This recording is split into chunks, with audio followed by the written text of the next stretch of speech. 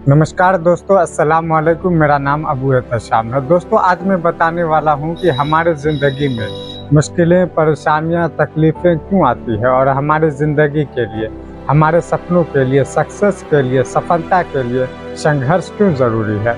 और मैं बताने वाला हूं कि हम और आप और हमारे और आपके जैसा हर वो इंसान जो भी अपनी ज़िंदगी में कुछ अलग करना चाहता है, जो भी अपने सपनों को पूरा करना चाहता है, जो भी इस दुनिया के भीड़ से हट के कुछ अलग करना चाहता है, वो कैसे अपने सपनों को पूरा कर सकता है, वो कैसे इस दुनिया के भीड़ से हट के कुछ अलग कर सकता है, आज मैं बताने वाला हूँ।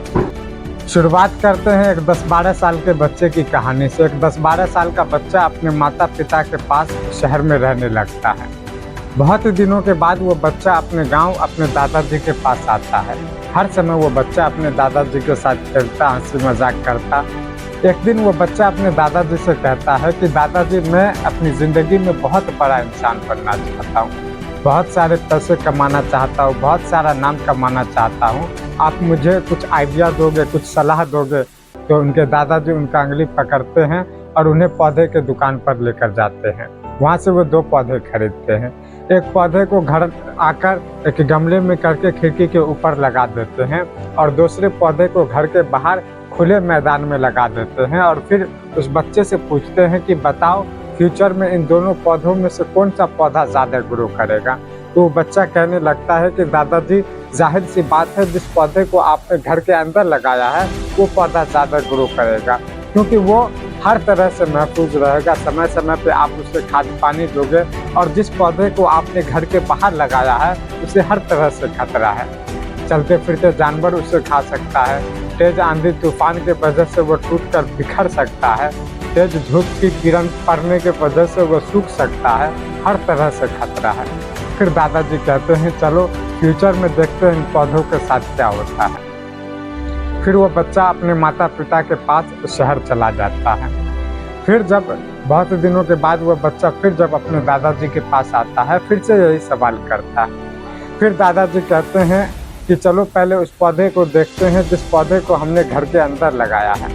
फिर कहते हैं अब चलो उस पौधे को देखते हैं जिस पौधे को हमने घर के बाहर लगाया है। जब वो बच्चा वो पौधा देखता है तो हैरान हो जाता है, परेशान हो जाता है और अपने दादाजी से कहने लगता है कि दादाजी, ये कैसे मुमकिन है?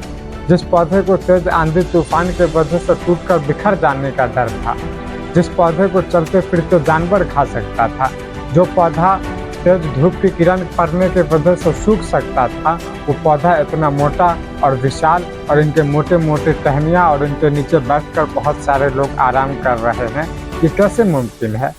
फिर उनके दादाजी कहते हैं,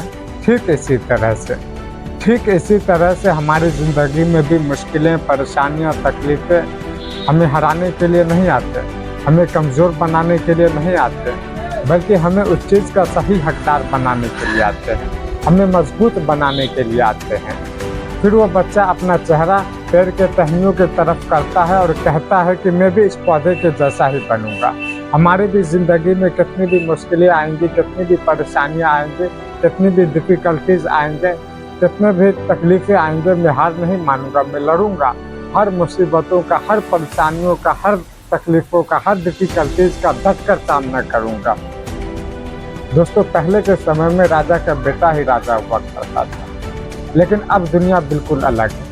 अब एक गरीब इंसान भी, एक मामूली सा दिखने वाला इंसान भी कुछ भी कर सकता है, कुछ भी दुनिया के भीड़ से हट के अलग कर सकता है। बस उसे अपने टैलेंट को पहचानना है।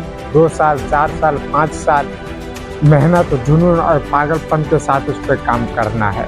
जय हिंद।